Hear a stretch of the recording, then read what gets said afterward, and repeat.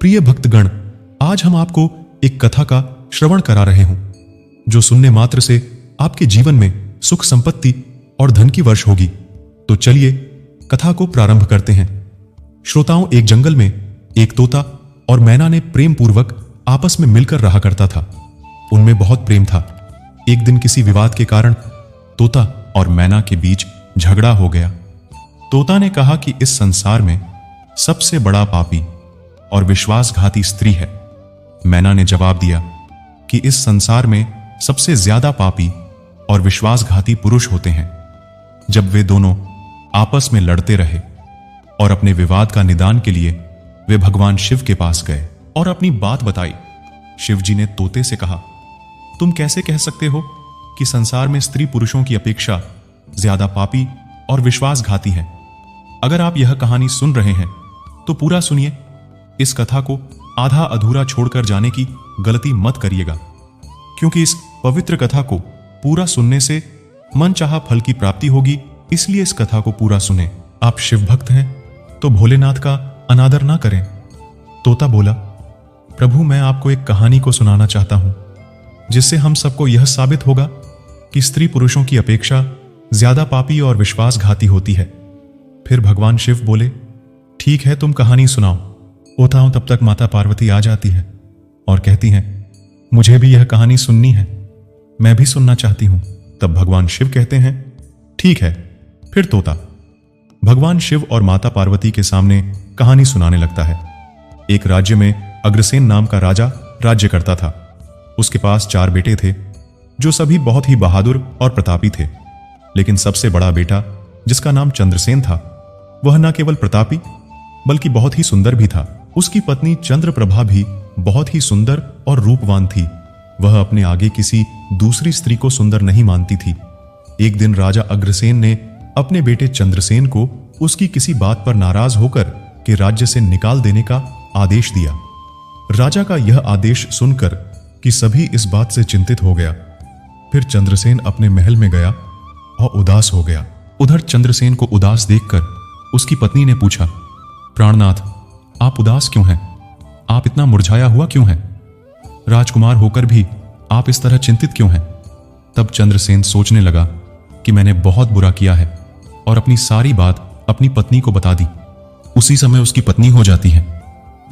फिर दासम प्लायम आकर चंद्रप्रभा ने अपने पति राजकुमार चंद्रसेन से कहा, आप मुझे दासी पर छोड़कर परदेश चले जाएंगे तो मैं आपके बिना कैसे जी पाऊंगी? मैं भी आपके साथ ही चलूंगी। तब राजकुमार चंद्रसेन कहता है, तुम मेरे साथ कैसे चल सकती हो? क्योंकि दूसरे राज्य में अनेक प्रकार के संकट होते हैं और तुम नरम नाजुक महलों में रहने वाली महलों के बिना यह कष्ट कैसे बर्दाश्त कर पाओगी? फिर तो राजकुमार चंद्रसेन की बात को सुनकर रानी चंद्रप्रभा कहती है, प्रीतम, जितने भी दुख दूसरे राज्य में आएंगे वह सब हमारे साथ होते हुए सुखी से भी अधिक सुखमय लगेंगे। महल के सुख बिना आपके जंगल के दुखों से भी अधिक डरावने लगेंगे। इसलिए मैं भी आपके साथ चलूंगी। अब तोता कहता है, प्रभु। रानी चंद्रप्रभा की आंखों में आंसू देखकर चंद्रसेन ने मन में सोचा कि वह मेरे बिना नहीं रह सकती, इसलिए मुझे इसको तड़पते हुए छोड़कर चलना सही नहीं होगा। इन सभी बातों को सोचते हुए राजकुमार चंद्रसेन अपनी पत्नी चंद्रप्रभा से कहते हैं, तुम उदास नहीं होना, हम तुम्हें साथ लेकर जाएंगे।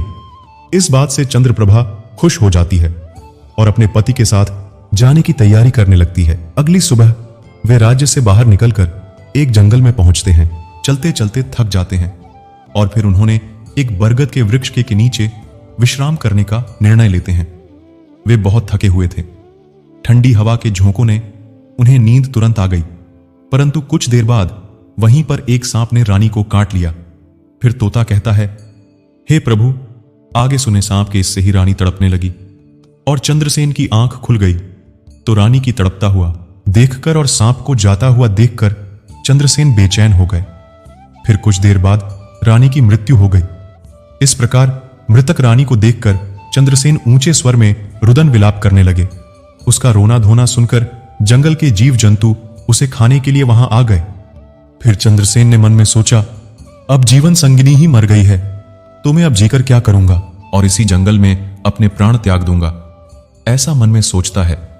फिर वो रानी की लाश के पास से उठ जाता है और जंगल से लकड़ियां इकट्ठी करने लगता है और रोकर कहता है कि मैं भी रानी की चिता में जलकर मर जाऊंगा। बस उस समय स्वर्ग से एक देवदूत आता है और मुझे रोते हुए देखकर उसके मन में दया आती है। वह राजकुमार चंद्रसेन के पास जाता है और पूछता है, तुम क्या कर रहे हो? आखिरकार तुम्हारा दुख क्या है?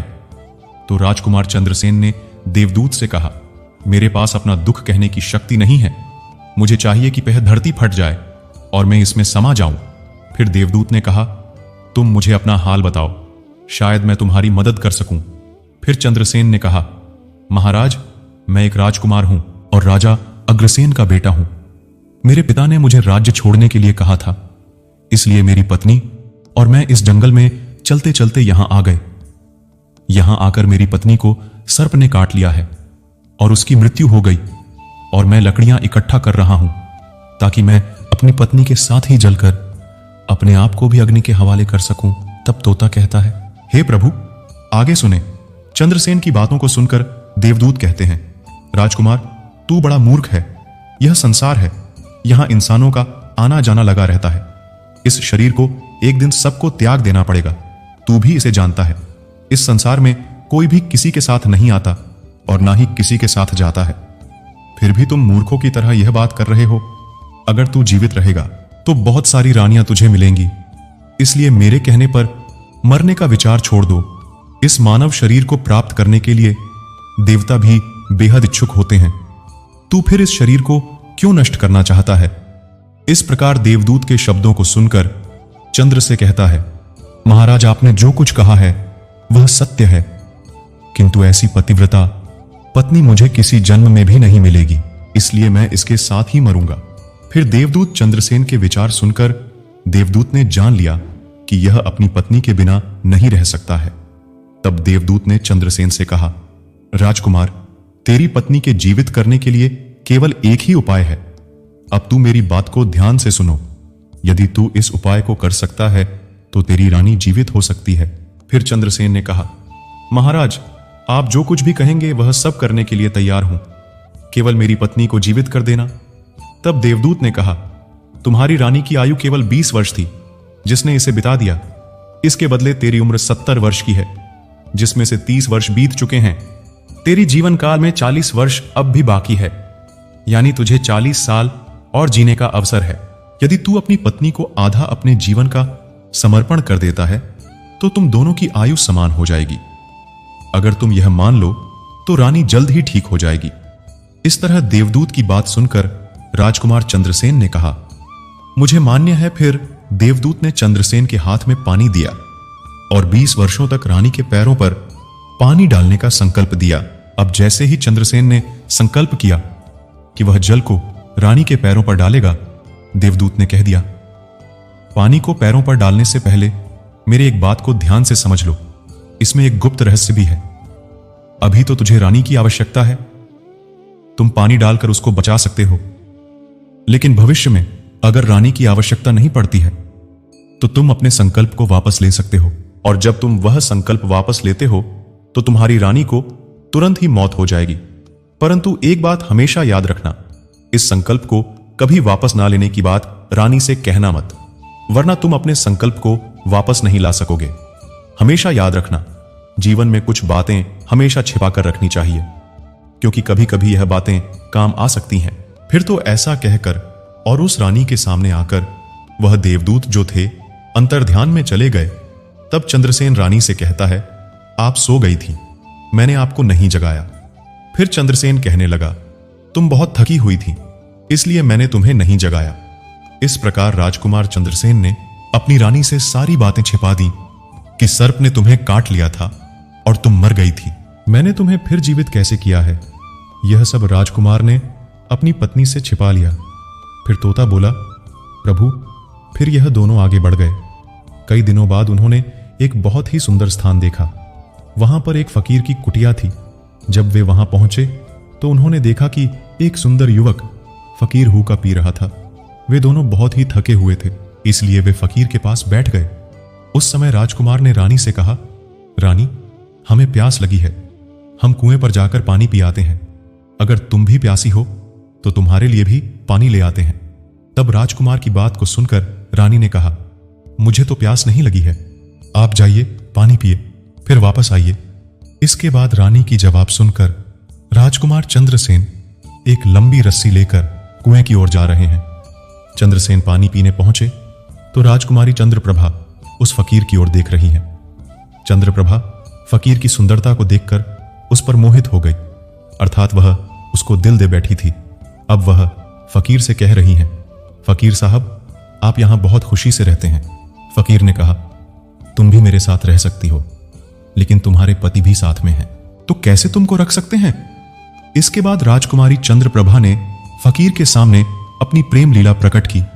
तो फकीर ने कहा, मैं एक उपाय बताता हूं, तुम अपने पति को जिस कुएं में पानी पीने गया है, तुम उसी कुएं में धकेल देना, फिर जो होगा हम देख लेंगे फिर। तो फकीर की बात सुनकर कि चंद्रप्रभा ने कहा, ठीक है, मैं ऐसा ही करूंगी। अब इतनी ही देर में राजकुमार चंद्रसेन पानी पीकर रानी के पास आया तो रानी कहने लगी, मुझे भी अब प्यास लग रही है, कुएं पर वापस चल करके मुझे भी पानी पिलाओ। तो राजकुमार चंद्रसेन बोला, मैंने तुमसे पहले ही पूछा था और तुमने मना कर दिया था। खैर, अगर तुमको प्यास लगी है तो मैं अभी पानी लेकर आता हूं। तब चंद्रसेन पानी लेने चला तो रानी भी उसके साथ चल दी और कहने लगी, मैं भी तुम्हारे साथ चलती हूं। बेचारा चंद्रसेन तो उसके प्रेम में पागल था। उसको क्या मालूम था कि यह मेरे प्राण लेने के लिए मेरे साथ आ रही है। श्रोताओं, वास्तव में विद्वान सच कहते हैं कि स्त्रियों के चरित्र को देवता भी नहीं जान सकते। मानव क्या चीज होता है, उनके जाल में अच्छे बुद्धिमान भी फंस जाते हैं।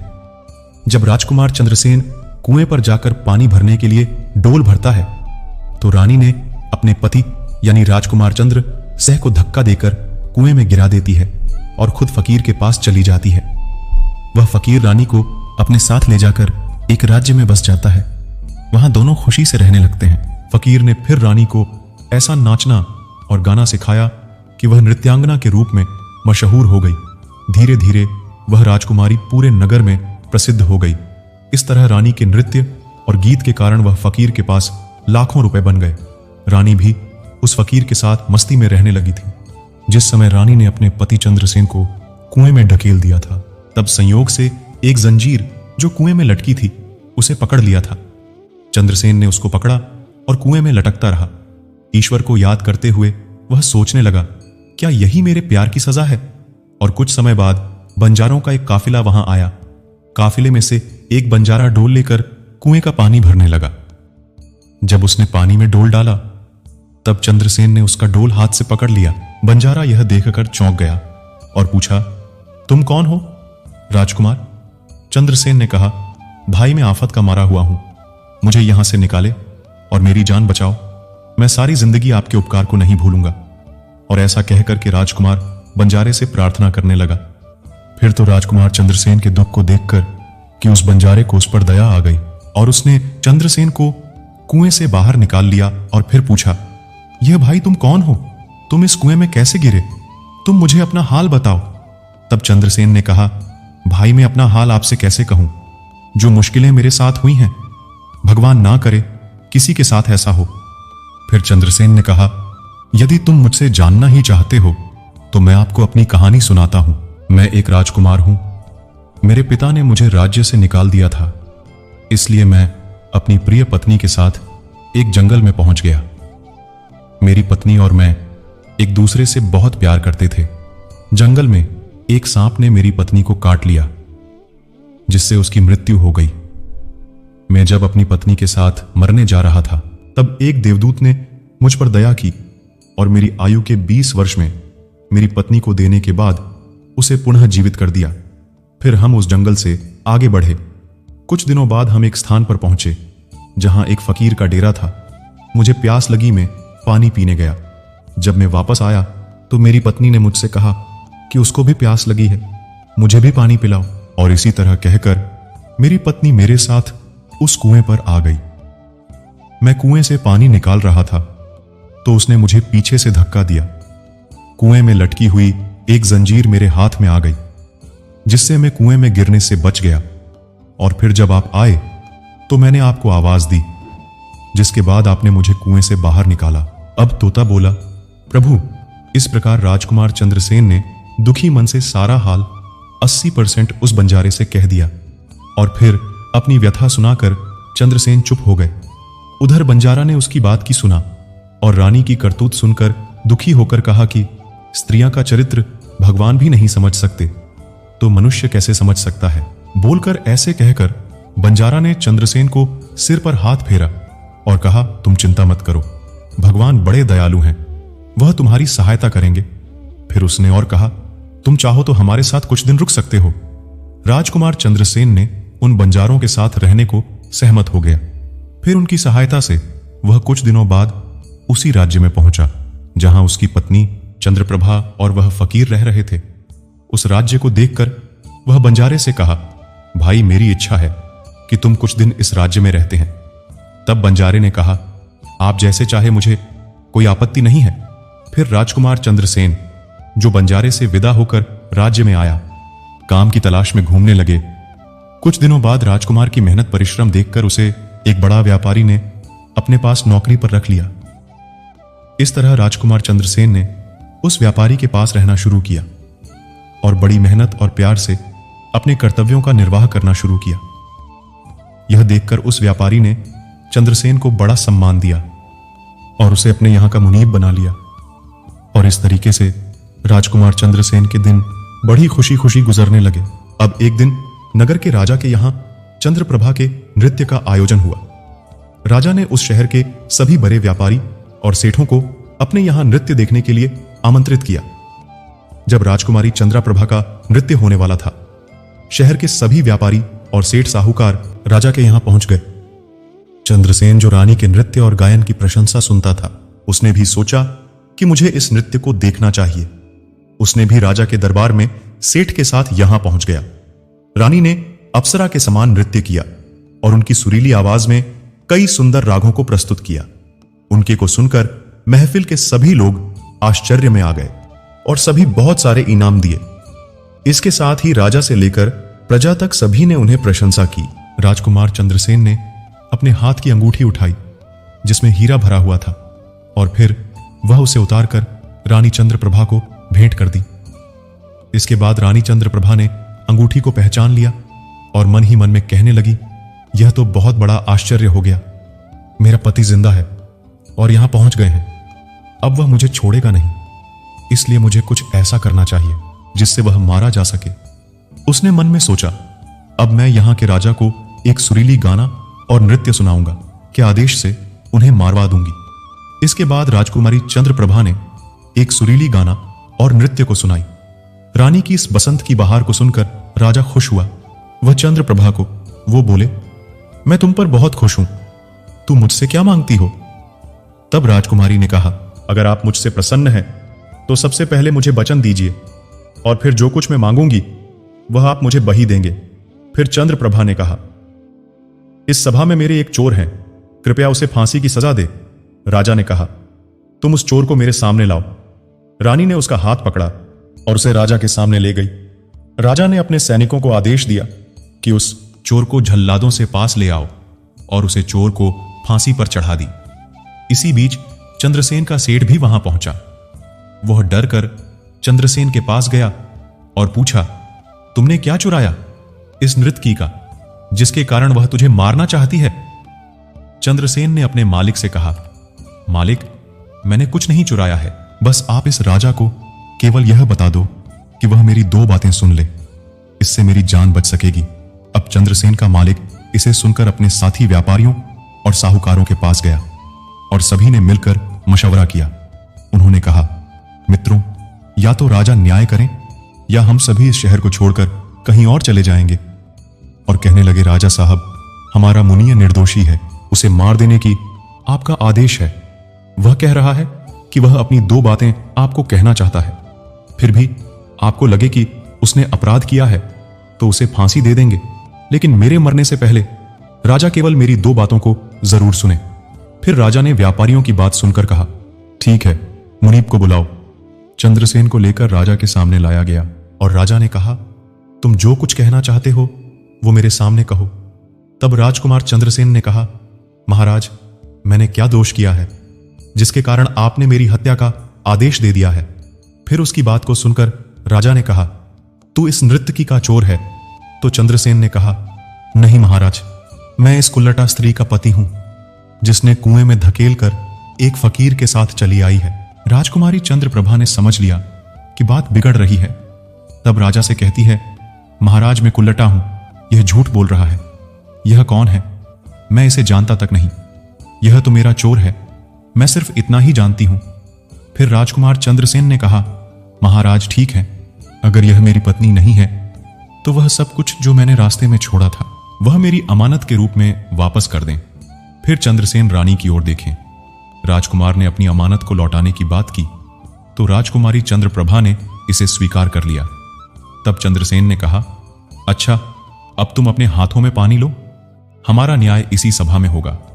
पानी लेकर वह जमीन पर रखा और कहा, वह वस्तु जो मेरे पास रास्ते में दी गई थी मैं अब वापस कर रहा हूं। रानी ने भी पानी लिया और कहा, जो वस्तु इसने मुझे रास्ते में दी थी मैं अब वापस कर रही हूं। जैसे ही वह अपने हाथों का पानी छोड़ा, रानी के प्राण छूट गए। यह दृश्य देखकर वहां के लोग हैरान रह गए। तो राजा ने यह देख चिंतित होकर चंद्रसेन से कहा, यह क्या हो गया? बताओ मुझे सच्चाई। तब राजकुमार चंद्रसेन ने अपनी कहानी शुरू की, अपने जीवन की सब घटनाओं को खुलकर बताते हुए उसके देश निकाले जाने से लेकर अब तक के सभी घटनाओं को सुनाया।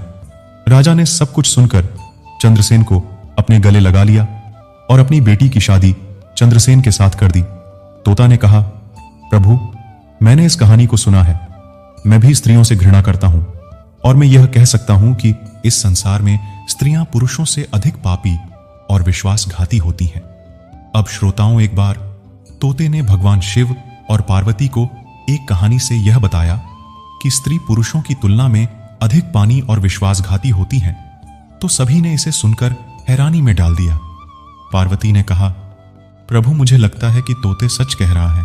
स्त्री तो सभी में से केवल एक दो ही बिना नैतिक मूल्यों और ईमानदारी के हो सकती है, परंतु पुरुषों में भी ऐसे कुछ हैं जो पापी और विश्वासघाती हो सकते हैं। फिर भगवान शिव ने पूछा, ठीक है तो मैना, तुम कैसे सिद्ध करोगी? यह बात में भी एक कहानी सुनाती हूं जिससे स्पष्ट होगा कि स्त्री की तुलना में पुरुष अधिक पापी और विश्वासघाती होते हैं। फिर माता पार्वती कहना शुरू किया, प्रभु, एक गांव में एक परिवार रहता था जो बहुत ही धनवान था, और उस धनवान यानी सेठ का बेटा एक अद्भुत प्रकार का व्यक्ति था। सेठ का बेटा इतना जुआरी था कि सेठ उसके बारे में सोचते सोचते परेशान रहता था। एक दिन उनका बेटा जुआ खेल रहा था। उसी दिन उसके पिता का निधन हो गया। फिर भी वह जुआ खेलना बंद नहीं किया, लेकिन पिता की मृत्यु के बाद वह खुल के जुआ खेलने लगा और सब कुछ हार गया।